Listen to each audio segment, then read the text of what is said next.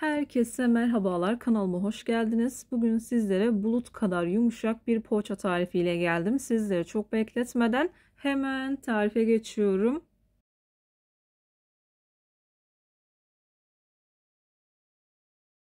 Tarifim için ilk olarak yoğurma kabına 4,5 bardak kadar un aldım. Ortasını havuz şeklinde açtım.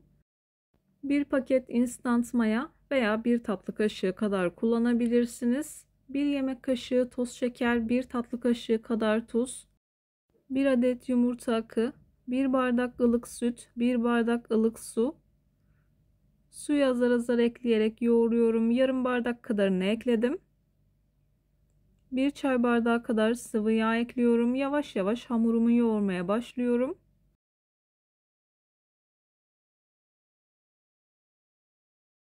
Suyu azar azar kontrollü bir şekilde eklemeye özen gösterin. Yarım bardaktan biraz daha fazla su kullandım.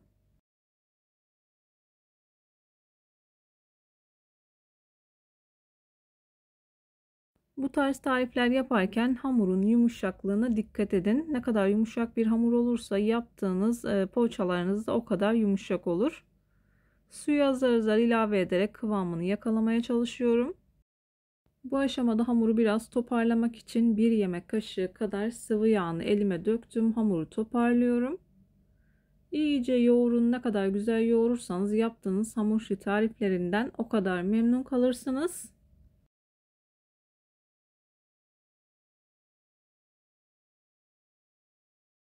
Yumuşacık fakat ele yapışmayan kıvamda bir hamur.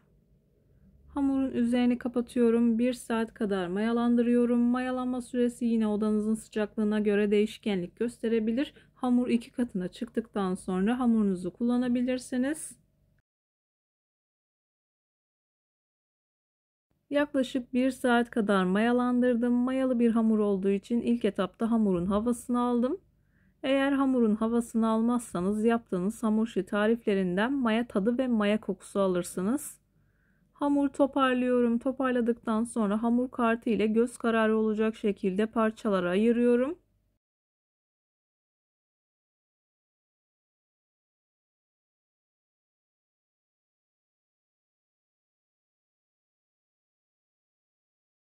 Bu hamurdan 12 adet beze elde ediyorum. Yani 12 adet poğaça yapıyorum.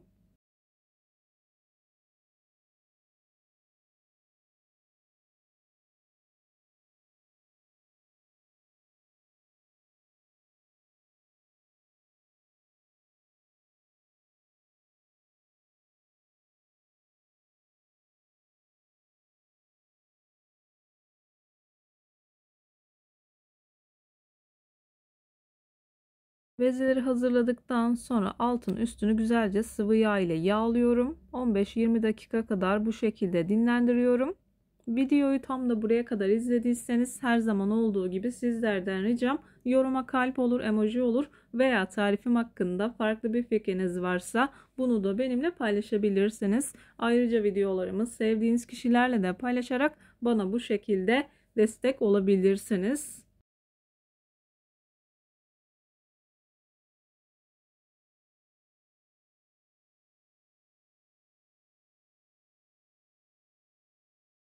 Bezeleri yağladıktan sonra üzerini kapatıyorum. 20 dakika kadar dinlendirmeniz yeterli olacaktır. Zaten çok güzel bir şekilde kabarıyor.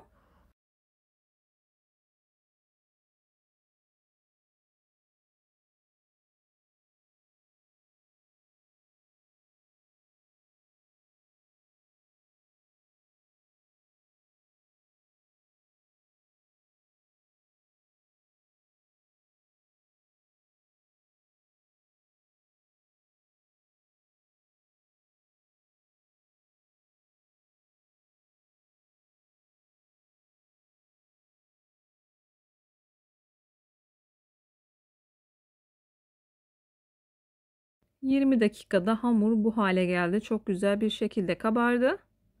Bu aşamada streçi çıkartıyorum. Yavaş yavaş şekillendirme aşamasına geçiyorum. Ayrıca isterseniz bu tariften açma da yapabilirsiniz. Gerçekten çok güzel olur. Yavaş yavaş açıyorum. Çok az sıvı yağından destek alabilirsiniz. İçerisinin kat kat olması için uç kısımlarına yağı çok değdirmemeye dikkat edin. Kapatırken zorluyor.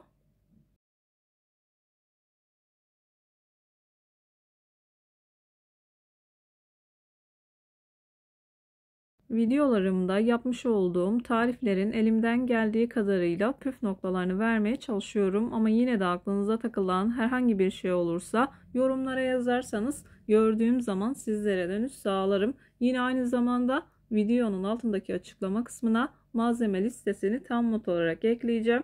Dilerseniz oradan da bakabilirsiniz.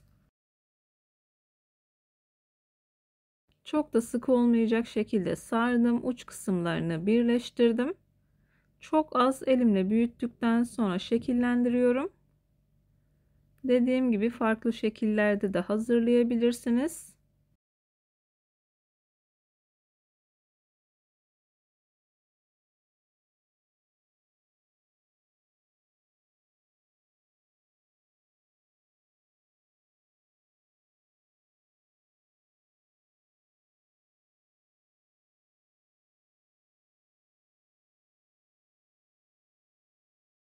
Yağlı kağıt serdiğim tepsiye aldım. 20 dakika kadar tepsi mayası yaptıktan sonra üzerlerine yumurta sarısı sürüyorum. Yumurta sarısının içerisine çok az süt karıştırdım. Daha sürülebilir bir kıvama gelmesi için.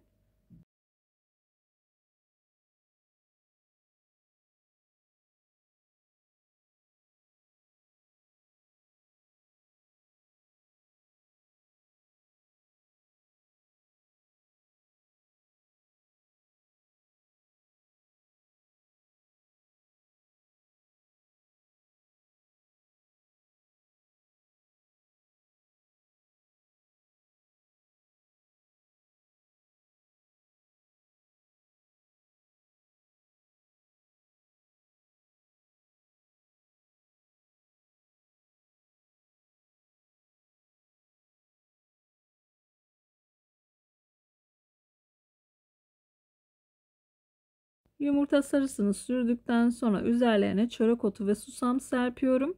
Bu arada fırını önceden açtım. Önceden ısıtılmış 170 derecelik fırında altı üstü güzelce kızarıncaya kadar poğaçalarımı pişiriyorum.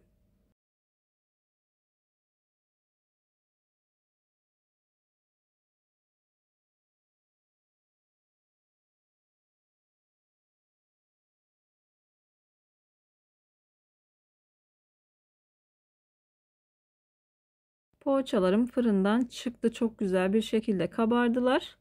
İlk sıcaklığı çıktıktan sonra sizler için doku testi yapıyorum. Bulut kadar yumuşak, asla hamurlaşma olmayan bir poğaça oldu. İçerisinin kat kat oluşunu da yakından göstermeye çalışacağım.